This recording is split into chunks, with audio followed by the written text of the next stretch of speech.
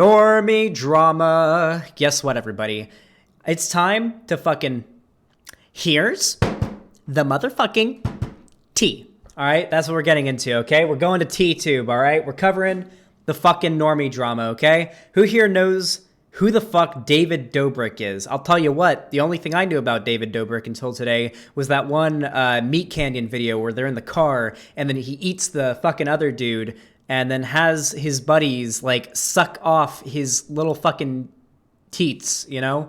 Yeah, no, it's pretty fucking crazy, but apparently there's some big drama happening right now involving consent and David Dobrik. And so to teach us about this drama, and obviously I'm going to interject to give my takes on it, we have T-Spill, which I subscribe to because surprisingly for a channel called T-Spill, this person has some pretty good commentary, but for the most part, they just go over the drama. So we're going to talk about it. We're going to talk about consent, and it'll be a good old time. Let's get right into it. Guys, we have a lot to talk about today because David Dobrik has finally come out and addressed the ongoing situation with ex-Vlog Squad member Seth. It's a mess, so let's get into it. Exposed.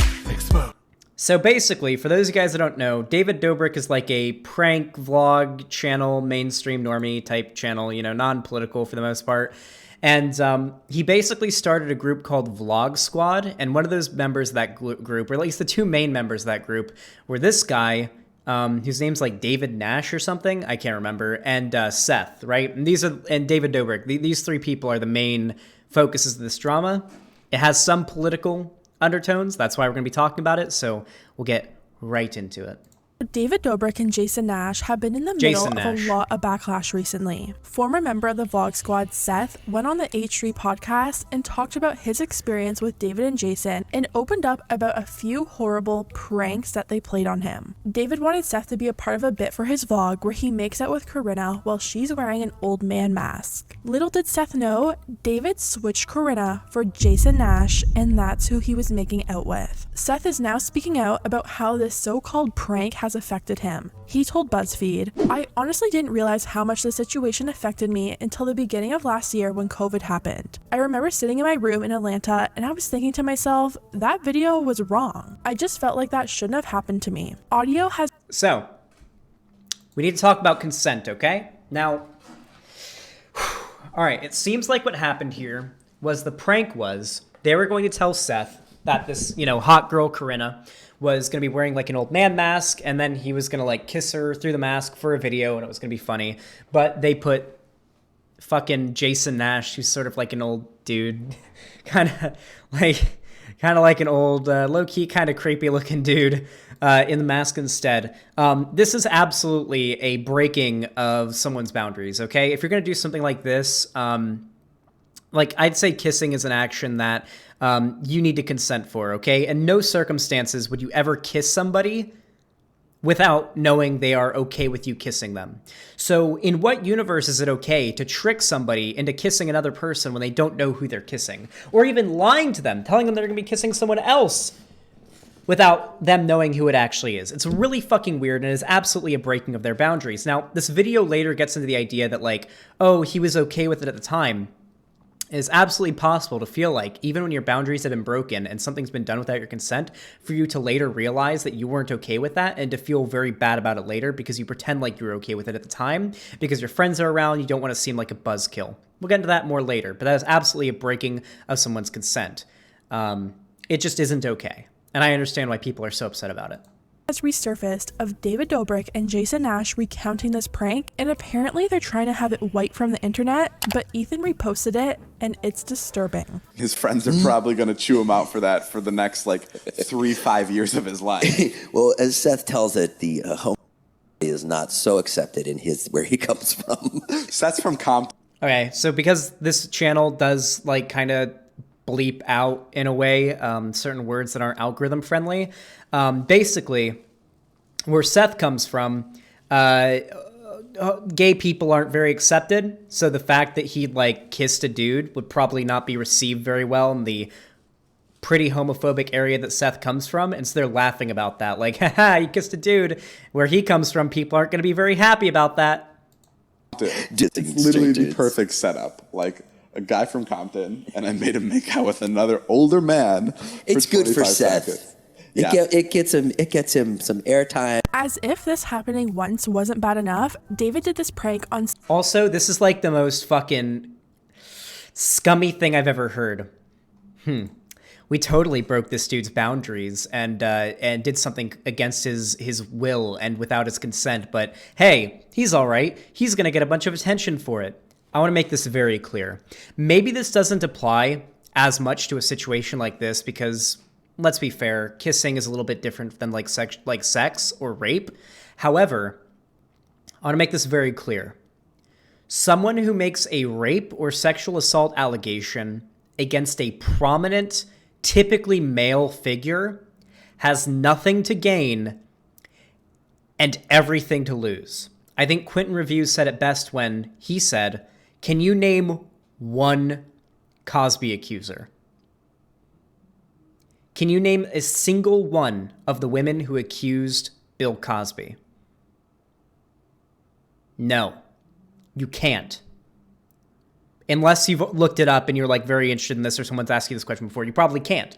You probably can't because you don't get anything out of it. You feel humiliated. People who don't believe you will attack you. Fans of the person you've accused will attack you. You could lose your job. You could lose friends and family. You'll be sent death threats and attacks. And if it's outside, like no one believes you. You have everything to lose, nothing to gain. There is no positive gain that you get out of being fucking sexually assaulted or raped. Can't think of one off the top of my head. Yeah, some people in chat probably can because they followed the story, but like generally speaking, 99.9% of people probably can't name a Cosby accuser because none of them got famous or made a bunch of money off of it. All they were was traumatized and probably faced a shit ton of harassment from Bill Cosby's fans. Seth a second time. The second time, he made it seem like he was being hired to do a real commercial where he had to make out with a girl wearing a gorilla mask. Little did he know, the person in the mask was actually once again Jason Nash. David has literally... Okay. This is so fucking weird. What? Maybe one time it happening, it's like, okay, we fucked up. This was really inappropriate. I need to apologize to the person whose boundaries and consent I broke. But doing it twice? Like maybe once you could probably like logic it in your head as being like, oh, it's a funny joke, you know, it's just it's just a prank, right? But doing it twice, like at that point, it's like, it's a pattern. It's a pattern of breaking your friend's trust, doing things without their consent and breaking their boundaries. And it's really fucked up. And it would be just as fucked up if he was told it was going to be Corinna or whoever was the woman that was supposed to be under the mask that was doing it, but instead they put some other woman in there. It would be just as fucked up. It's not fucked up just because it's like a dude and the guy's straight and he, wouldn't want to kiss a dude. That's not the only reason it's fucked up. If he's told that he's going to kiss a person and is tricked into kissing somebody else without his consent, that is fucked up. No matter what gender they are, no matter what his sexuality is, that is breaking someone's boundaries. They're pushing something vaguely sexual onto someone without their consent, and it is unacceptable. And it is a pattern too. It happened twice. Twice makes it a pattern. Once, it can be a fluke, it can be a fuck up, it's a mistake, you can apologize for it, you can make things better, you can move on. Twice, it's a pattern. They wiped the vlog from every platform, but there's still some remnants of it left on the internet. David's description of this video was, Oh yeah, by the way, the fact that David Dobrik and his boys are trying to cover it up and eliminate the evidence off of the internet shows they know what they did was bad and shows that they shouldn't have done this, and they're trying to cover up their tracks so that they aren't held accountable for what they did. That no matter what happens after this, the fact they tried to cover it up shows they know they did something wrong. There are people that are going to try to defend what David Dobrik did, even if this Seth guy was completely fine with it, it would still be fucked up. 100%. Even if in this scenario, the Seth guy was cool with it, it is still, the action of doing it is still wrong, okay? Because how do they know that it would be fine? They didn't ask him if it was okay. They didn't have his consent to do that. Just because it turned out fine. Like, let's say, for example, you, I don't know, like you put down like a fucking bucket of water.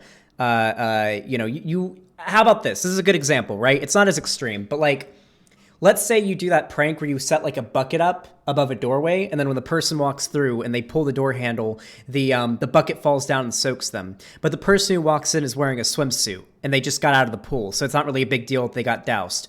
And they're like, it's not a big deal because because I was wearing a swimsuit, it's not a big deal, right? In that scenario, it might be okay. But what if they walked in and they were wearing their fucking suit and they're about to go to work or to a meeting? Then it wouldn't be okay. Just because in this scenario it's okay doesn't mean that action, doing this kind of thing, is okay at all. Right? It's very important to realize. Got Seth to kiss Jason again. LOL. I was even able to find a few comments left on the original video, and even back in 2018, people still thought it was messed up. David is probably the worst friend ever. David is pure evil. How is he okay about him making out with a gorilla in the commercial? Since Seth has left the Vlog Squad. Oh yeah, it is also like, I don't know the context of like the commercial meme thing, but it is weird when you're like a white dude who tells like your one black friend in your little fucking vlogger group to make out with a gorilla for a sketch, like a dude in a gorilla suit for a sketch. Is like, am I the only one that's not kind of like there might be some racial undertones to that? Like maybe there's a little bit of racism there. Am I the only one? Okay, cool. I don't know. Like, I don't know. It just comes off as a little weird to me, you know? David's Hispanic. You know, Hispanic people can be white, right? There are white and non-white Hispanic people. He's a DACA recipient. Interesting. Okay, but either way, it just comes off as weird to me. I don't know. Maybe I'm looking into it too much, but I feel like without the context, it's kind of odd, you know? He doesn't have the largest platform, so Ethan and Hila have been letting Seth use their platform to speak out about what happened to him. And I'm sorry, it is a little bit hard to kind of like talk about this because like this situation, I know a lot of people because also I'm Wait, what? They recorded a video where they ask him if he wants anything to drink and they open the fridge and it's filled with watermelon. Okay. Guys, that's not like... That's not ambiguous, okay? When you have like your one black friend in your group and you do like the black people like watermelon joke, there's no excuse for that. If your friend's cool with it, maybe, but like that shows also a pattern. That makes me a little more sussed out by the gorilla thing. That's just racist. I'm a man coming out. Wait, David's Slovakian. Wait, he's not Hispanic, he's Slovakian? Okay. So he's an immigrant, but he's not a Hispanic immigrant. He's Slovakian. Out about something that's like a type of situation. After he took off the mask, I was, it was a split decision. I was like, it's one or two things. Like either be natural instincts and be the angry black guy in the room and start yelling at everyone and get physical or whatever that might. See? It's absolutely about race as well, because he felt as though he couldn't make a big deal about it because then he would feel like he's the angry black guy in the room, and that's how people would see him. This is very, very common. When you feel as though your consent or your boundaries have been broken, if you are someone of like a marginalized group, such as like, African Americans, right? You feel as though certain behaviors could make you seem unreasonable or crazy, right? So a lot of women feel as though if they make a big deal about a dude being creepy to them, then they'll come off as like a stuck-up evil bitch or whatever, right? That's what a lot of people will view it as, right? And the same goes for like black people, where if they make a big deal about something like racism or whatever, they may come off as like a stereotypical angry black guy, and and people might go after him for that, right? So there's even like, on top of this, there's an issue of racism as well as consent. These are both these issues I feel like are very strongly tied into this drama. That might entail, or I can kind of just, go along with it and, maybe I'll have some new friends that, will support me in my ventures moving forward. And I made the decision to just kind of go along with it. Hearing Seth speak out about his experience has really opened up people's eyes to how horrible some of David's pranks and jokes were. And since Seth didn't give him consent to kiss Jason, they feel like it was SA. Anyways, David Dobrik hardly ever speaks out about allegations or drama, but this time he did.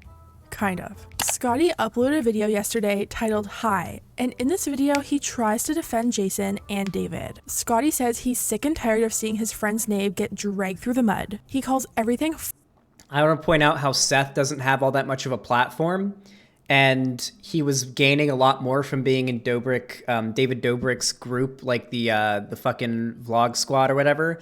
He got a lot more out of being in that group and not speaking out about this than stepping away from that group and speaking out about it. I want to make that very fucking clear here. This dude's going to get a ton of shit from fans of David Dobrik and fans of this guy and fans of their group.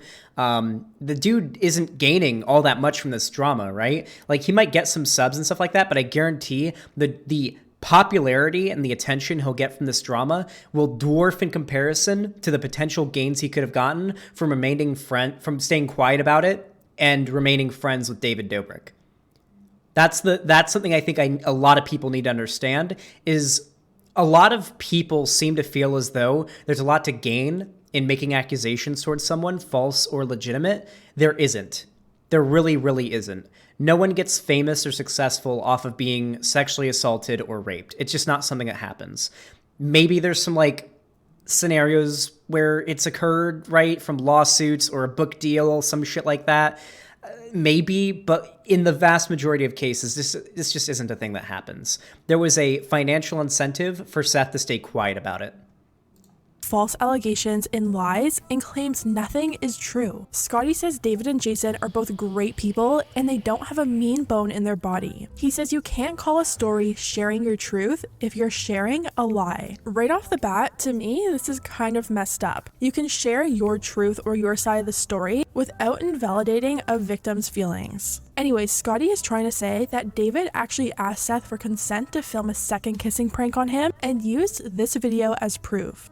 And then after the prank was finished, David asked him. Not too long after that, I had an idea to pull the prank on him again, so I thought it would be fun to blatantly ask him for consent. Do I have permission to try to prank you again and get you to make out with Jason? I'm very confused by that, because how the hell could you be so confident to tell me that I have to consent to something that I'm not going to know that I'm going to do? He then shows footage of... Yeah, this is actually really important. So for one, it's very possible he just said that because he was pressured because there's a much larger content creator that he's friends with and he doesn't want to like upset him. But also, and I want to make this very clear, with something like this, you can't reliably 100% give preemptive consent. This even comes to like relationships and whatnot, right? So for example, I'll use my relationship as an example, right? So let's say I wake up in the morning and Lonnie is still asleep.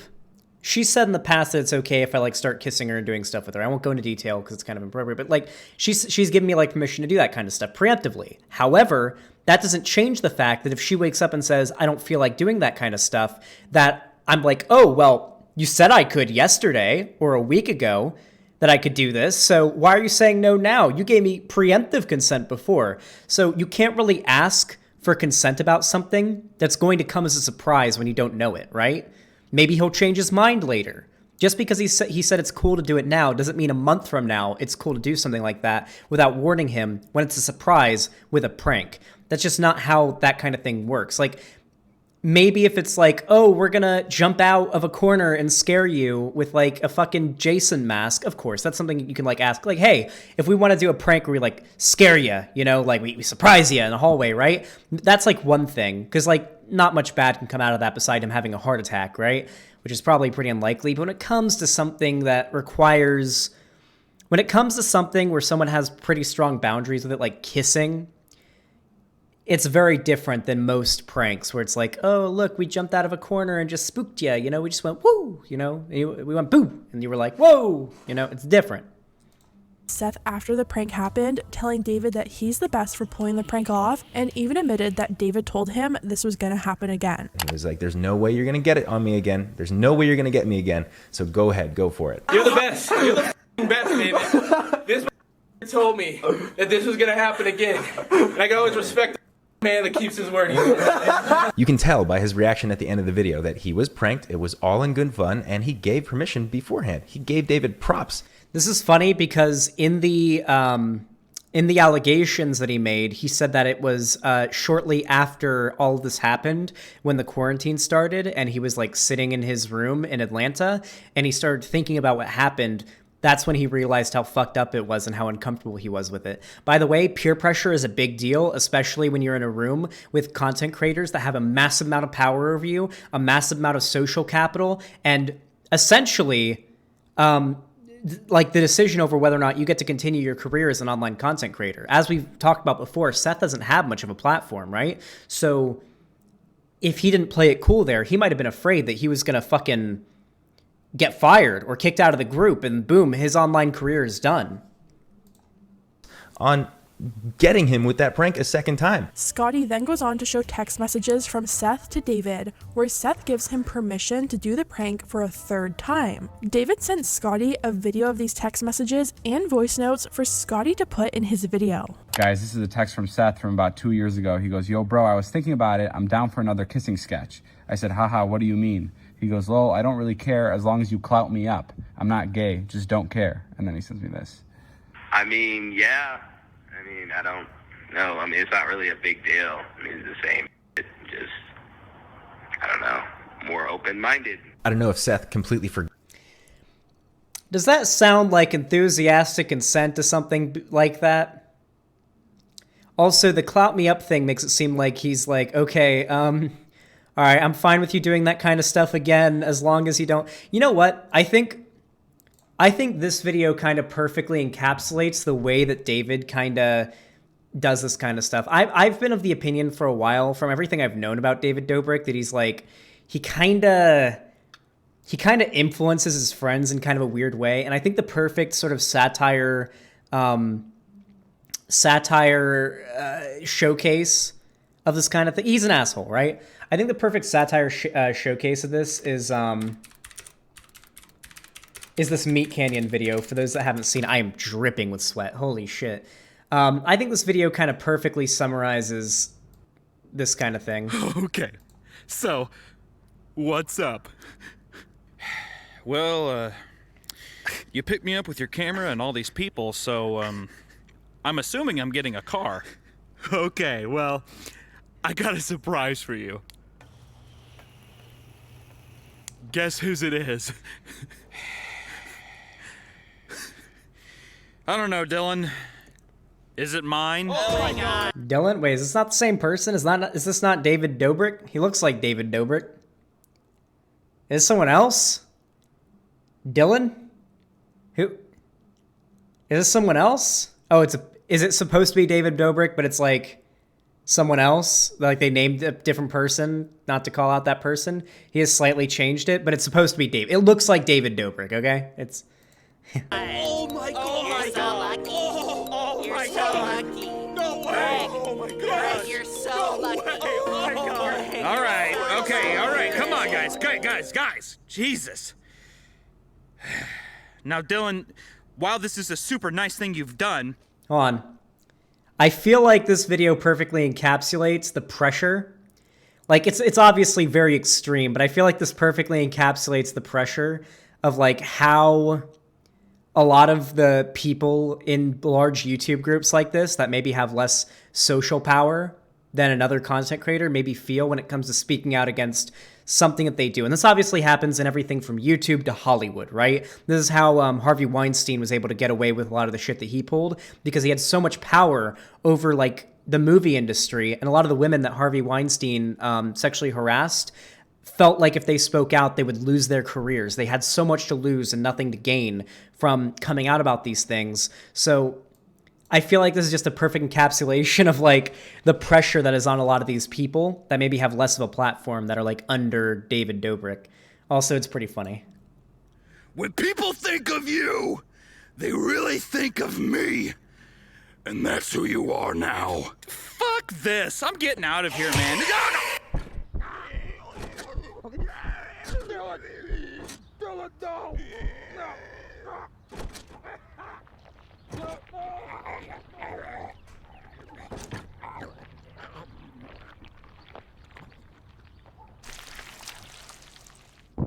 I have absorbed his nutrients. No one will refuse my generosity again. Right? Oh, yeah. This is so cool. Oh my God. Oh my God. Yeah, good. Now get up here and feed. Yeah, he's left a few around. Come on. Easy. There's plenty to go around. I don't know. I feel like that's a perfect satirical representation of like the issue with like large YouTubers that have like this friend group that don't really have like any platform of their own, and how much they stand to lose should they speak out against that large YouTuber. It's called a power dynamic, and it's like a big deal. Forgot about that, or if he just hoped that David would never find it, the way that he hoped that David had a new computer and didn't have the extra 4 hours of footage that surrounded the 4 minute and 20 vlog that included the bit of him consenting to the prank. That one line of "I don't care as long as you clout me up" really stuck out to people when the video was first posted. I saw the video within the first like 5 minutes of it being up, and the comments were all really supportive of David, and people said this new information changed things for them. On the other side of that argument though, some people are like, none of this matters because the first time it happened to him, he didn't consent to it. I saw a lot of people saying that just because he brushed it off. That's true. But I want to go even deeper than that, right? Like, even after he said it was fine, like, you know, as long as I get clouded up, that's not really consent, right? That's not really proper consent, is it? You know, especially when something's going to come as a surprise. I really do think that, like, kissing pranks are just something that, like, where it's like a surprise is something that, like, just generally probably shouldn't be done. It's coercive.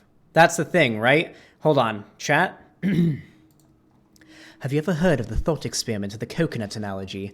So the we have to talk about the coconut analogy, right? So this is a basic understanding of what coercion is, right? So the coconut analogy is basically, let's say you crash land on a plane on a desert island, all right, with one other person, right? And that other person woke up before you did, and they went around the island and got all the coconuts, the only food source in this island, all the coconuts, right? And they've hoarded all these coconuts, and they said, oh no, I'll give you these coconuts. I'll give you some to eat, but you have to suck my dick for it. And you're like, shit, well, I'm going to starve to death. So you suck their dick for the coconuts, right? That isn't consent. That's coercion, which cannot be consensual. And I think that's a pretty good analogy for what's happening here, right? When it's coercion, it isn't proper consent. And I feel like a lot of people don't understand that. And that's why, as a political commentator, I want to get more into this type of drama, this like normie drama, because I don't know how many people in the like the more normie drama space are talking about the nitty gritty of coercion, consent, power dynamics, and, you know, what have you.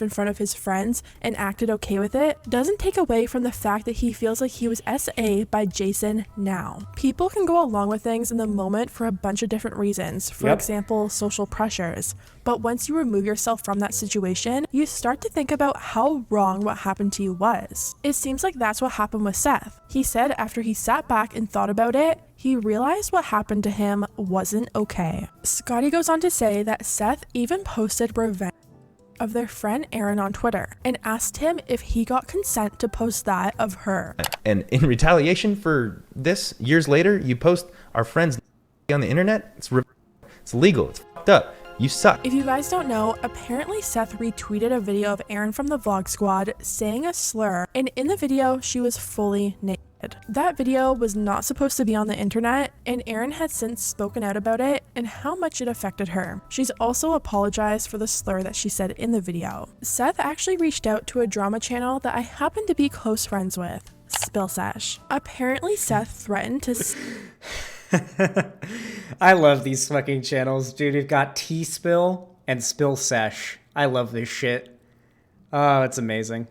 Sue Spill Sesh if she talked about him retweeting that video. Scott also made it a point to talk about something that Seth literally told me he would sue me about if he were to see me talk about it. I will read a line from the DM directly just because I don't want to get sued, and so you guys can know what he said. He said, by the way, I want to point this out. It is possible for somebody who's been victimized in regards to like breaking their boundaries and consent to also be like a bad person or to do something bad themselves, right? That doesn't make it okay. It doesn't. Just because this guy posted like revenge porn of some woman and it was against her consent doesn't mean that that makes it okay to break his boundaries and do stuff without his consent. It means they're both in the wrong on different things. And you can condemn both of these things without somehow because he did something. Like, this isn't how this works, right? I feel like this is a problem when it comes to like the online perception of like drama that happens, right? Like one person does something bad, but then the person that bad thing was done to did something arguably worse. So that somehow exonerates the original person who did the bad thing. Seth did something bad. David Dobrik did something bad. Both of these things and these people can be condemned for their actions and held accountable without it like one fucking crossing out the other. They don't negate each other. That's not how this works. It's not how consent and boundaries and breaking them works. Said that reshared video on my page of Aaron is not considered revenge. Nudity was not shown in the video, and the video was already made public by Trisha and other online platforms. My intention was to educate, not humiliate. And he said that he would like sue for damages to his brand because he did not do this. A lot of people. Okay. I want to hear your take on this, okay? Because I have mine, and I don't know if it's the best one, right? So let's say you're like, so it seems like the slur that she said was the N-word, right? So he apparently released a video of her saying the N-word, and in the video she's naked, but no nudity is shown. Like perhaps it's cut out or like you can't see any actual nudity. And he's just trying to expose her saying the N-word or some slur or whatever. That isn't revenge porn. In my opinion, right? It's probably a breach of someone's privacy and trust. If I were in that situation, I would just like only release the audio and not any visuals. But like, if there's no nudity in it, then like, I wouldn't call that revenge porn. She said that she was saying it because she wanted to make sure he couldn't use the footage. Wait, what?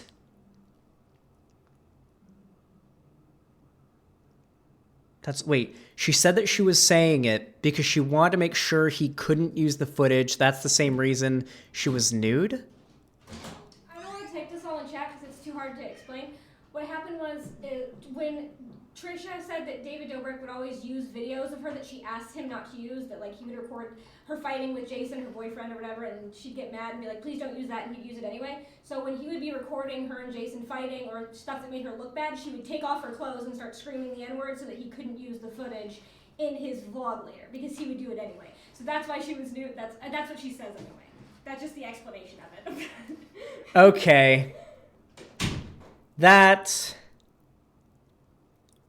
All right, so this is a problem, right? So if someone behind the scenes is doing shitty stuff, and in order to make sure that you don't get that stuff like exposed about you, to try to give yourself like a shield, you take off your clothes and start screaming the N-word, go fuck yourself.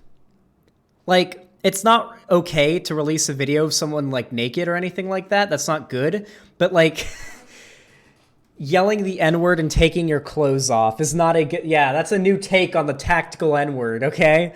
What the fuck? What is going on? What is happening to YouTube? People in the comments feel like Scotty was only bringing up the thing to do with Aaron to try and somehow justify what David and Jason did to Seth. Someone mentioned that while we're on the topic of revenge... And that is what's happening, by the way. Even if what Seth did was completely wrong, just because he did another bad thing doesn't justify that other bad thing being done to him. That's not how any of this works. The vlog of Trisha in the hotel room with Jason and David hiding in the shower could easily be classified as just as morally wrong, so maybe he should check his friend's actions before checking Seth's. Anyways, this video from Scotty was a mess, and people are really upset about it, claiming it's full-on victim blaming. Some of the most horrific people in history were nice guys, just saying. True. Consent is not a thing. True. This just feels so wrong, disgusting, and victim blaming. People feel like it was pretty cowardly of David to make his friends do his dirty work for him. Scotty wasn't involved in this situation at all, and yet David sends him videos to try and clear his name? Why doesn't he just do it himself? Trisha Paytas ended up posting not one, but 2 videos talking about the video that Scotty posted. Trisha says David should have the energy to address things himself on his platform, since he's the one that caused the damages. She feels like David made Scott do this because he's probably the least problematic one in the vlog squad and knew it would be more well perceived. No, when Seth is wanting, he wants to make a career. He knows David can be the ticket. He's going along with stuff. But guess what? As soon as someone says they're uncomfortable, no matter what it is, you acknowledge that and you would take accountability. And what's the worst and the most sickening thing is David's not only not taking accountability, he's perpetuating more that, like, let's blame Seth. Like, Seth said it was okay, rather than saying, like, what I did was up, I'm sorry, telling his audience. Ethan also spoke out about the video, writing, I have a lot to say about this Scotty video. Right now, I just want to say that it's sad that David sent his most like friend out to victim shame and threaten Seth. Disposable isn't just the name of his new app, it's also how he feels about his friends. True. Even the Catch Me Outside girl from Dr. Phil came forward and said she also has her own story about David and Jason and claims they even owe her money. Right now, Scotty's video has if they owe her money, they should catch her outside. How about that? Got him. Over 20,000 dislikes, and the response to it is just horrible. I really feel like David thought putting Scotty up to... No one's talking about how creepy Jason is. He's the one who kissed him. He's the one who chose to have sex with Trisha knowing that David was in the bathroom. Yeah, dude. I feel like this is one of the big problems, right? Is that I feel like, I don't know. I do feel like people should be talking about the fucking Jason guy, the Jason Nash guy, because if it feels like a lot of the attention is focused on David Dobrik and Seth, and obviously Seth deserves a lot of the attention. David's the one that sort of orchestrated this and is the one with the power in the situation. While you could interpret it as being like Jason Nash was also put up to this, and you could argue that he was also a victim of this. But at the same time, from what I've heard, especially from the chat, it seems like Jason Nash is like this, I don't want to be mean, but like sort of a creepy 47-year-old dude hanging out with these 20-somethings, and it's really weird. I don't know. I feel like it's super odd when you've got like this much older dude hanging out with these like really young people, especially when you're having like other really young dudes like making out with him without their consent, which is like really cringe. It would be the same thing if it was like a 40-something-year-old woman. Like, it's not... the gender plays nothing into it in this scenario. It's literally just really odd, you know? There was something that my parents always told me growing up to help avoid, like, weirdos. No adult in their right mind wants to hang out with like, full-grown adult, like in their 40s, 50s, even 30s, wants to hang out with, like, teenagers and people in their early 20-somethings. It's just not something... This isn't something that well-adjusted adults with good intentions do. It's really weird. I don't know. Lonnie might disagree with that, but I don't know. I feel like this is something that, like... I feel like that's true. Maybe not in every case. People in their early 20s are adults. When I talk about, like, adults in this context, I'm talking about people in their, like, mid to late 30s and into their 40s and onward, right? Like, it just comes off as weird to me. I had friends in their 40s when I was in my early 20s, I guess, but yeah, maybe like 80% of the time it's weird. There's obviously contexts where it's not gonna be weird, but I don't know.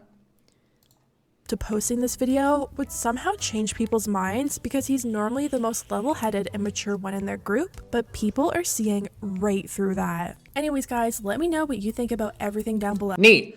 I'm going to give credit to the channel that we just watched really quick. This is T-Spill, David Dobrik Exposed with text messages. Definitely recommend checking out the channel. Unironically, a pretty good breakdown of the drama. I appreciate it. T-Spill, 1.66 million subs.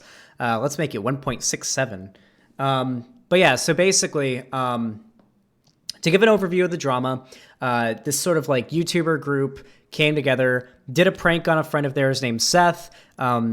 It was really fucked up, broke his boundaries multiple times. Now they're trying to victim blame him by claiming that because he did something else that was pretty bad, that negates the fact that something bad was done to him. And that's just outright victim blaming. A lot of the reasons why he may have been okay with it at the time, or seemed like he was, has to do a lot with social pressure, coercion, and power dynamics. And I feel like we need to understand how important it is to understand the way that power dynamics and consent works, because coercion is real. And consent with coercion is not consent.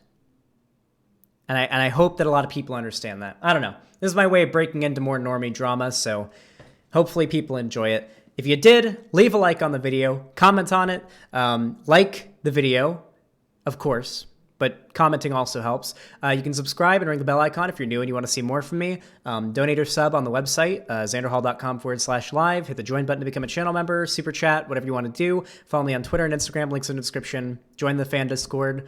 And yeah, thank you for watching and have a good one.